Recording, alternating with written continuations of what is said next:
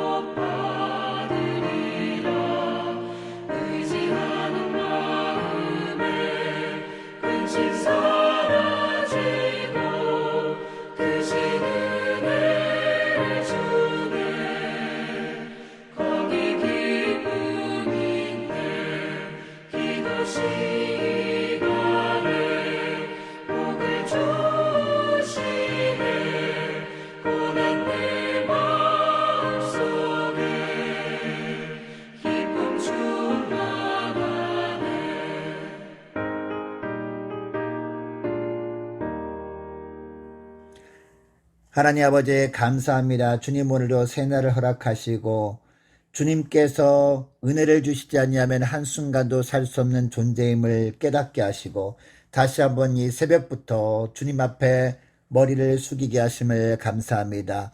주님께서 오늘도 말씀을 통해서 우리 앞길을 인도하실 때 주님께서 인도하시는 길로 한 발 한 발 순종하며 나갈 때 주님께서 도우시고 주님께서 지키시고 주님께서 선한 길로 이끄시는 복된 하루가 되게 하여 주옵소서.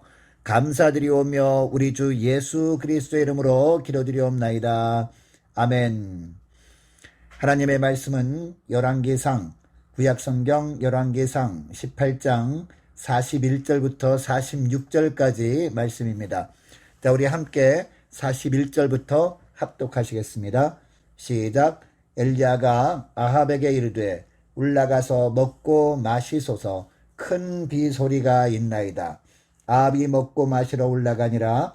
엘리야가 갈멜산 꼭대기로 올라가서 땅에 꿇어 엎드려 그의 얼굴을 무릎 사이에 넣고 그의 사환에게 이르되 올라가 바다 쪽을 바라보라.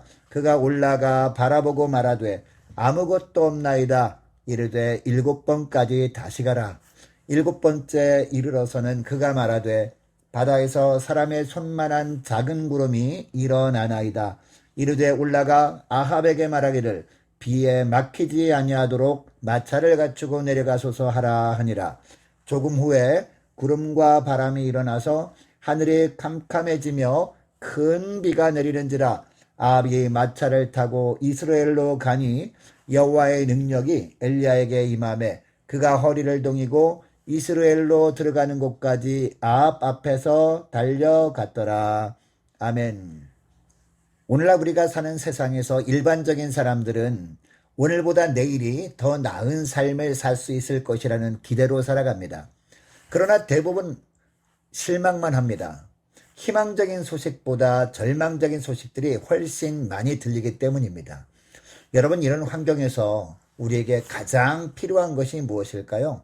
믿음의 눈을 떠서 믿음의 눈으로 세상을 바라보는 겁니다.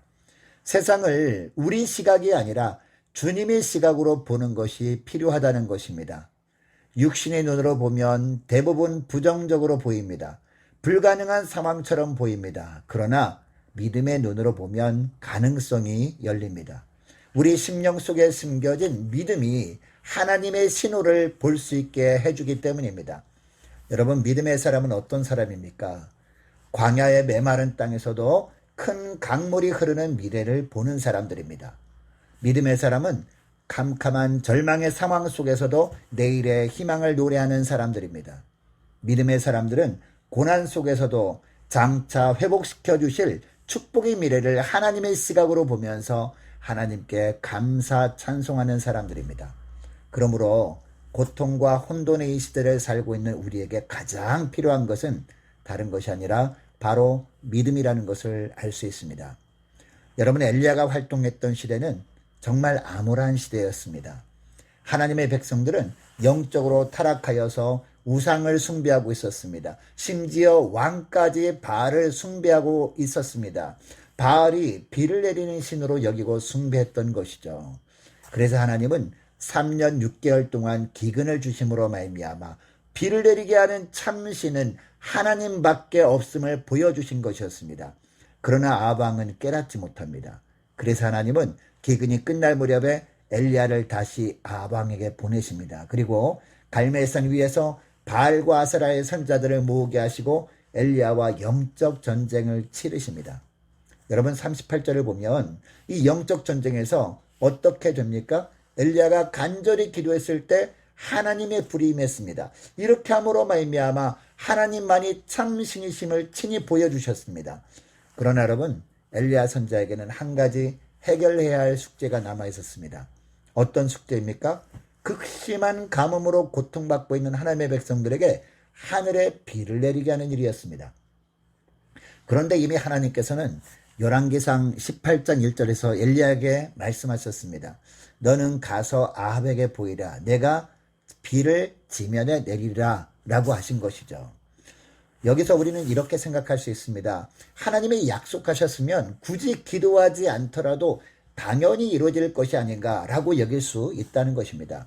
그러나 여러분, 하나님의 약속은 언제나 저절로 이루어지지 않습니다. 하나님은 역사와 기적을 언제나 무릎 꿇고 하나님께 간절히 기도하는 믿음의 사람을 통해 이루어지게 하십니다. 엘리야는 하나님의 약속의 말씀을 붙들고 다시 하나님이 불을 내리셨던 갈멜산으로 올라갑니다. 그리고 그곳에서 어떻게 합니까? 비를 내려주시도록, 그래서 하나님만이 비를 내리시는 참 신이심을 보여주시도록 간절히 기도합니다. 여러분, 하나님은 우리에게도 약속의 말씀을 하셨습니다. 하나님만 의지하면 하나님께서 지키시겠다고 말씀하신 겁니다. 하나님께서 붙들어 주신다는 약속을 하셨습니다. 여러분, 이 약속은 반드시 이루어지는 약속의 말씀입니다. 그러나 우리가 엎드려 기도하고 이 약속의 말씀을 붙들고 간절히 기도할 때 하나님은 그 약속을 이루어 주시는 분이십니다. 그래서 요한복음 14장 4절 말씀에 보니까 주님께서 말씀하시죠. 내 이름으로 무엇이든지 내게 구하면 내가 시행하리라 라고 하신 겁니다. 여러분, 오늘 각 가정에서 새벽 예배를 드리지만 이 새벽에 예배 드리는 모든 장소가 엘리야가 약속의 말씀 붙들고 기도했던 갈멜산상이 되기를 축복합니다. 여러분, 그러면 우리가 약속의 말씀을 붙들고 기도할 때 약속을 이루시는 하나님의 은혜를 누리기 위해서는 어떻게 기도해야 할까요? 첫째로 힘써 기도해야 한다는 겁니다. 여러분, 엘리야가 기도하는 모습을 보시기 바랍니다. 갈멜산 꼭대기에서 기도합니다. 여러분, 엘리야가 기도할 때는 목숨을 건 영적 대결을 끝낸 직후였습니다. 육체적으로 매우 지친 상황이었습니다. 그럼에도 불구하고 엘리야는 다시 갈멜산 꼭대기로 올라갑니다. 하나님이 불을 내리셨던 감격의 자리를 다시 찾은 겁니다. 여러분, 물론 우리들은 어디서나 기도할 수 있습니다. 그러나 구별된 자리에서 기도하는 것이 중요합니다. 성령의 은혜를 받았던 자리, 예배가 드려졌던 그 자리, 교회당에서 기도하는 것도 중요한 겁니다. 그리고 엘리야는 어떻게 기도합니까? 기도하기 위해서 어떻게 하죠? 땅에 꿇어 엎드렸습니다. 그리고 그의 얼굴을 무릎 사이에 넣었습니다. 그만큼 간절함을 가지고 기도한 겁니다. 여러분, 우리가 기도할 때 간절히 기도하기 위해서 필요한 것이 무엇임을 알 수 있습니까? 구별된 시간도 필요합니다. 구별된 장소도 필요합니다. 그런데 더 중요한 것은 구별된 마음으로 기도하는 것이 필요한 것입니다. 여러분, 주님은 전심으로 주를 찾으면 주님께서 만나주시겠다라고 하셨습니다. 우리가 예배당에 나와서 기도하면 참 좋겠지만 가정에서 기도할 수밖에 없는 환경 가운데 있는 분들은 가정에서도 마음으로 간절히 기도함으로 말미암아 하늘의 기적으로 응답하시는 주님을 만나시는 저와 여러분 되시기를 주의 이름으로 축복합니다. 둘째로 어떻게 기도해야 되느냐? 믿음으로 기도해야 한다는 겁니다. 여러분, 엘리야가 기도하자마자 비가 내렸습니까? 아닙니다. 기도하면서 엘리야는 사환에게 바다 쪽을 바라보라고 합니다. 그런데 아무런 징조도 보이지 않았습니다. 하늘은 맑기만 했습니다. 그래서 엘리야는 다시 기도합니다. 주여, 이 백성을 긍휼히 여기셔서 비를 내려 주소서라고 기도합니다. 두 번째로 다시 사환에게 가서 무슨 사인이 있는지 보라고 말하죠. 그런데도 이 사환이 아무리 봐도 어딜 봐도 비가 올 것 같지 않았습니다. 이런 일이 3번, 4번, 5번, 6번, 7번까지 계속되었습니다. 여러분, 이때 엘리야의 마음이 어떠했을까요? 기도하면서 조금은 실망했을지도 모릅니다. 조금 전에는 기도하자마자 하늘에서 불이 내리는 것을 체험했던 엘리야였기 때문입니다. 그런데 이제는 왜 기도해도 응답하지 않으실까 조급한 마음이 들 수도 있었을 겁니다. 그러나 엘리야는 어떻게 합니까? 기도를 포기하지 않습니다. 끝까지 기도합니다. 응답이 있을 때까지 기도했다는 겁니다. 여러분, 우리는 기도하다가 너무 쉽게 포기할 때가 많습니다. 그러나 응답하실 때까지 해야 하는 것이 기도임을 믿으시기 바랍니다. 때로는 답답하고 실망스러울 때도 있습니다. 그러나 끝까지 기도하는 것을 멈추지 않고 계속 기도하다 보면 하나님의 때에 반드시 응답해 주시는 하나님의 신을 믿으시기 바랍니다. 내가 원하는 때를 기다리지 말고 하나님의 때까지 기다리며 마지막까지 기도의 끈을 놓지 않는 여러분 되시기를 바랍니다. 그리고 중요한 것은 믿음으로 기도해야 한다는 겁니다. 여러분, 엘리야는 7번째 사환을 다시 보내죠. 그런데 사환의 대답이 이전과는 조금 다르죠. 44절 보시기 바랍니다. 바다에서 무엇이? 사람의 손만한 작은 구름이 일어나나이다 라고 합니다. 여러분, 생각해 보세요. 그 손바닥만한 구름이 넓은 바다 위에 떠 있는 겁니다. 아마 그때 사환은 그 구름이 너무나 작아서 저것이 구름인지 아닌지도 잘 몰랐을 수도 있습니다. 그래서 아주 작은 구름이 일어나는 것 같다라고 한 겁니다.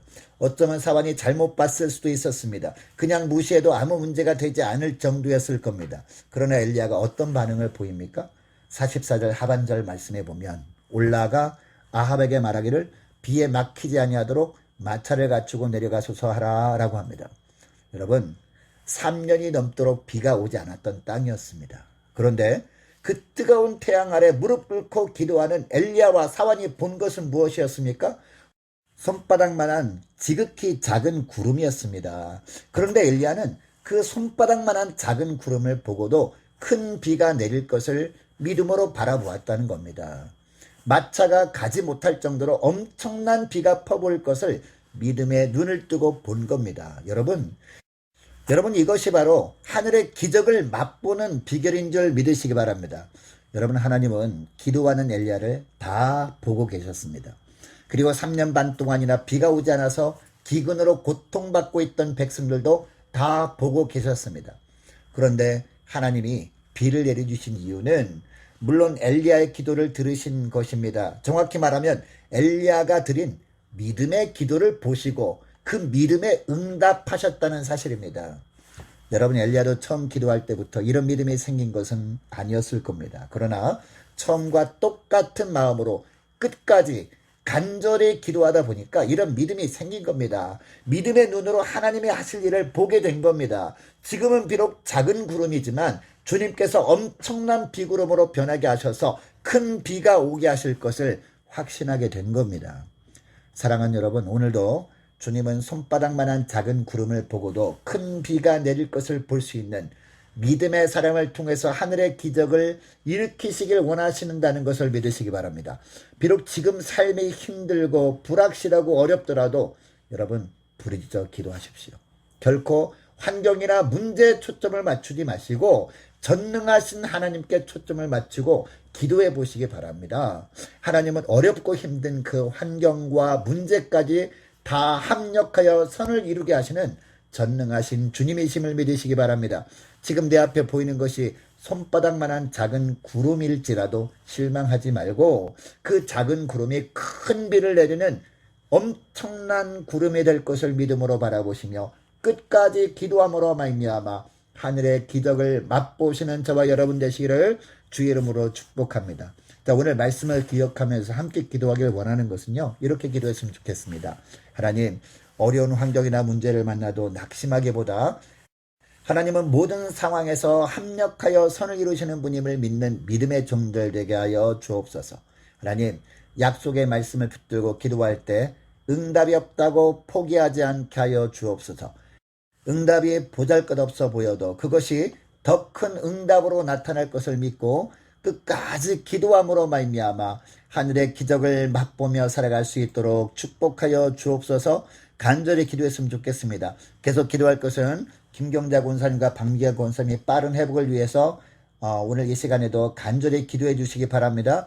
자가 격리 중인 우리 김영린 장로님 가정을 주님 지켜 주옵소서. 은혜를 부어 주옵소서. 앞날을 책임져 주옵소서. 간절히 기도했으면 좋겠습니다. 어려울수록 더욱더 사랑으로 연합하는 함께 가는 교회 되게 하여 주옵소서. 다른 많은 환우들도 있습니다. 위에서 기도해 주시기 바라고, 취업을 앞둔 청년들을 위해서, 고3 올라가는 학생들을 위해서, 성사님들을 위해서, 나라 민족을 위해서, 위정자들을 위해서 각 가정의 기도 제목을 놓고, 그리고 저와 여러분의 개인적인 기도 제목을 놓고 우리 함께 기도하기를 원합니다. 기도하시겠습니다.